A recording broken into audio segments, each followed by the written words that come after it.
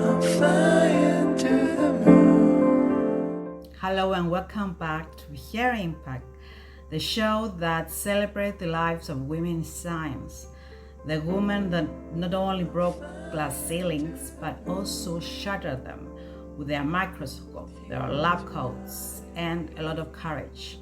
I'm Cassandra, your host, and today in this episode, we're going to talk about somebody that is not actually a household name, but I think she deserves to be one. Her name is Elisabeth Schiemann, and she was this German botanist and geneticist that stood up against the Nazis. She helped save lives, and she still had the time to revolutionize for us to understand the history of cultivated plants, and she did all of that. So grab your coffee and let's dive together to her story. Imagine growing up in a home where books and learning are a way of life. That was Elisabeth's world.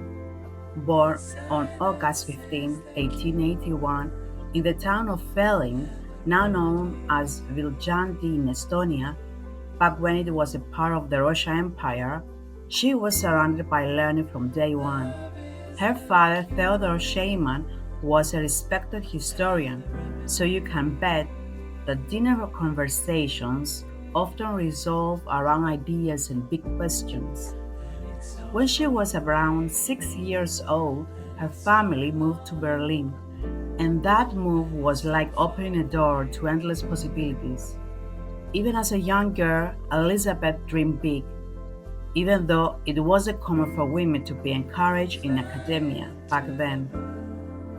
In a time when career options for women were super limited, Elizabeth made a bold decision. She trained as a teacher, which was one of the few paths available, but her heart was set on science. In 1908, she finally got in at the University of Berlin, among the very first women in Germany to attend university. By 1912, she earned her PhD with a thesis on mutation in the fungus Aspergillus niger under the guidance of the well-known geneticist Erwin Bohr. Imagine her determination. Not only was she breaking barriers as a woman, but she was also making headways into the emerging world of genetics. After her doctorate, she worked as a senior assistant at the Agricultural University of Berlin from 1914 until 1931. In 1924, she qualified to teach at the university level, earning what they call a habilitation in Germany. Along the way, her passion grew towards understanding how cultivated plants had evolved with human care.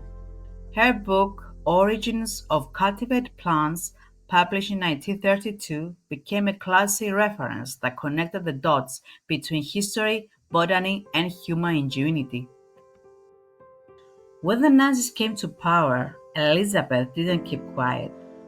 Even though she was already deep into her work at the university, she openly criticized the pseudo-scientific racial theories the regime was pushing. As someone who truly believed that science was a tool for truth rather than hate, she joined the Confessing Church in 1934, a clear stand against the Nazis' racist policies. Her outspokenness didn't come without a cause. In 1940, her teaching license was revoked on the grounds of political reliability. But she didn't slow down. Elizabeth, along with her sister Gertrude, actively helped Jewish French and colleges escape persecution. For instance, she offered shelter and even penned letters to governmental officials to protest against the unjust treatment of people, the kind of moral backbone that literally saves lives.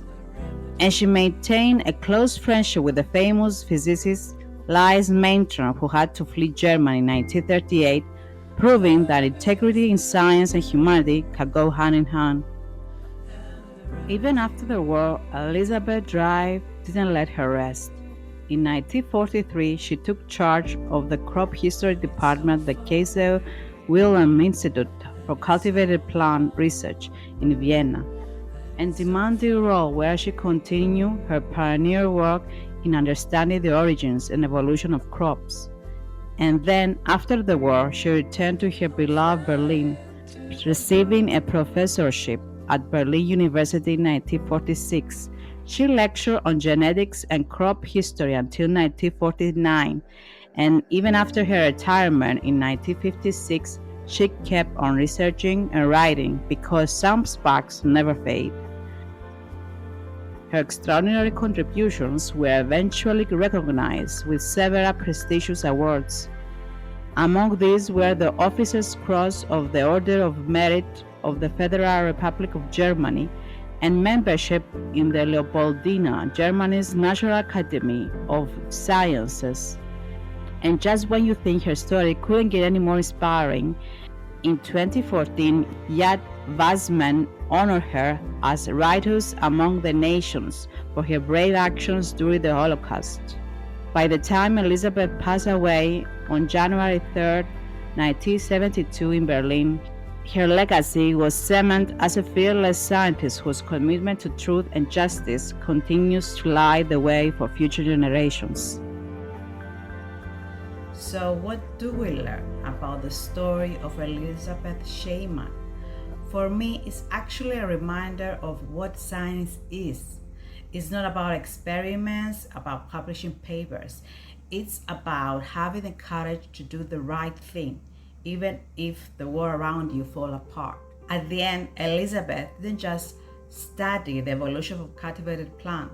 She nurtured hope. She championed of moral courage, and she helped rebuild the scientific research in post-war Germany. Her story inspires us to ask the tough questions, to trust our instinct, and more importantly, to use our knowledge for the greater good. Thank you so much for joining me in this episode. I hope Elisabeth Live resonate with you as it did to me. If you like this episode, share with a friend, and let's celebrate together the women that impact reshape our world.